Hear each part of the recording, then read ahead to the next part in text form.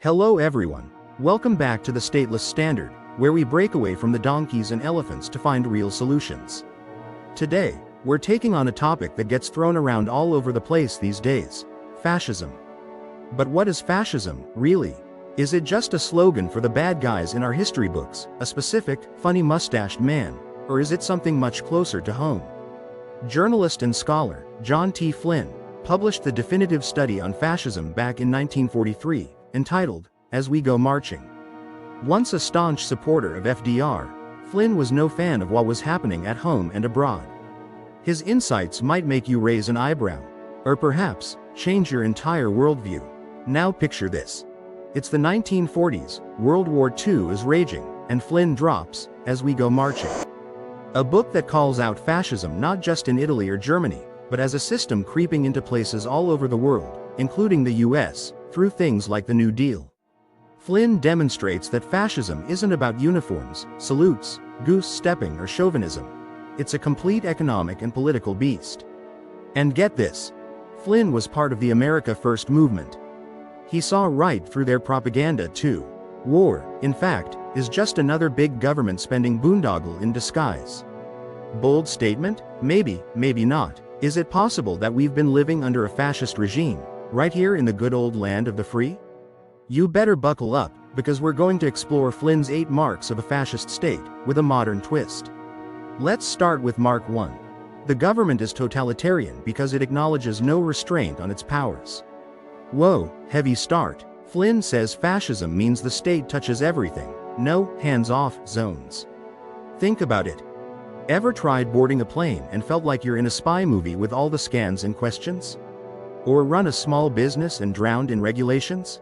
From healthcare to your refrigerator contents, Uncle Sam has his grubby fingers in every last pie. Mussolini himself said, "All within the state, nothing outside the state, nothing against the state."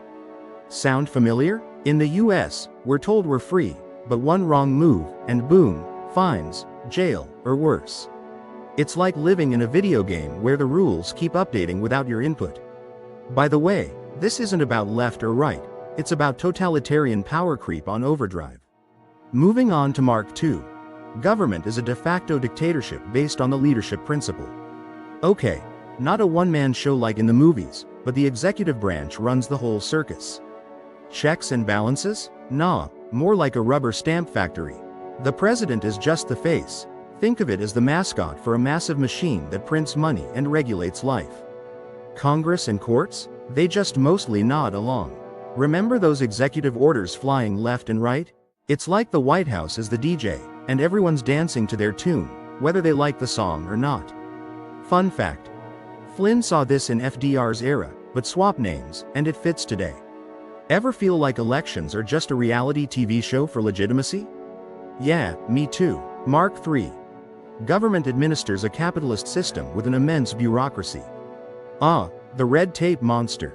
Since the New Deal, modeled on World War I planning, bureaucracy has become the backbone of America. And it's killing prosperity with a billion tiny cuts every day. We've got the federal code, thousands of agencies policing everything in sight. Here's a question for you. Where did all that tech boom money go? Massive productivity gains, yet we work harder than ever. Because our gains were eaten up by the inflate and spend beast. It's like inviting a hungry dragon to dinner and wondering why there's no food left. Bastiat, a classic economist, nailed it. The real cost is what we don't see, jobs not created, innovation stifled. Imagine if the bureaucracy was a video game boss, we'd all be rage quitting by now. Now, Mark 4. Producers are organized into cartels in the way of syndicalism. Say, syndical. What? Basically, control by producers, not consumers like in true capitalism. Now, back to today's good old US of A, capitalism has been flipped on its head. Big business, such as banks, pharmaceuticals, tech, auto, etc. All cozy up to government. They live and survive off taxpayer bailouts and other privileges. Remember the 2008 crash, or even more recent rescues? It's crony capitalism, wealthy parasites living at the rest of our expense. Think of it as a VIP club for the mega-rich, where they get free passes and drinks, while small fries like your mechanic struggle to stay afloat. Another question for you. If consumers ruled, wouldn't prices go down while innovation soared? Instead, we're stuck in a rigged game show, where the house always wins. Still with us? Good. We're already halfway there. Mark 5. Economic planning is based on the principle of autarky, a fancy way of saying word for a nation-state seeking self-sufficiency, often through empire building. Think about the wars in Iraq, Libya and Afghanistan for a moment. Hello, big oil interests. Don't forget Big Pharma, 'cause oh boy do they lust for some Afghani poppy fields. US dollar dominance helps keeps the US as the big dog.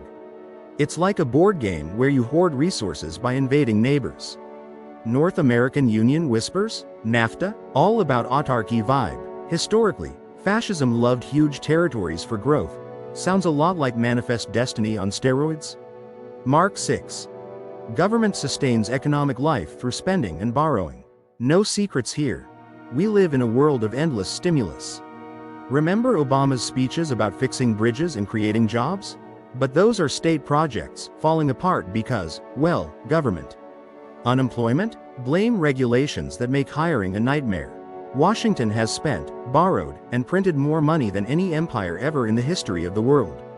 It's like trying to fill a leaking bucket with a fire hose, fun for a second, until it floods everything. The Fed's magic money machine? Talk about a fairy tale, just with inflation as the villain. Mark 7. Militarism is a mainstay of government spending. Shush, do not question the budget. The US spends more on military than the next bunch of countries combined, yet we're painted as the plucky underdog.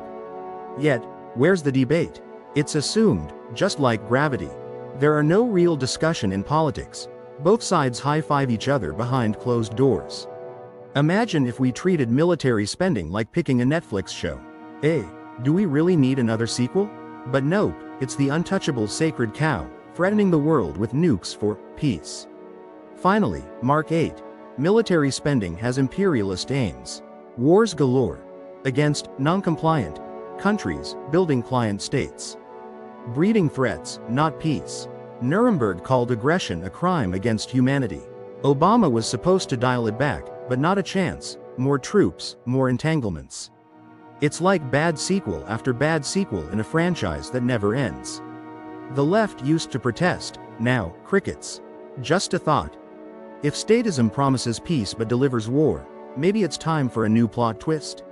Wrapping this up, statism, that big gang of thieves writ large, gives us fear, poverty, and death instead of prosperity.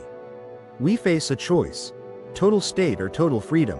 Choose freedom and human cooperation to build a better world. And don't despair. Their system's crumbling, ours is rising. Rooted in truth, not bankrupt ideologies. We're building a global civilization through peaceful vibes. And there it is. A quick dive into the world of fascism. Hopefully, you learned something, and that it got you outside the controlled narrative for a minute. So, if this video sparked some insight, leave a comment and tell us what's on your mind. Please give us a thumbs up and hit subscribe too. It helps us bring more great content to you. Thank you for watching the Stateless Standard. Stay curious, stay free, live in peace.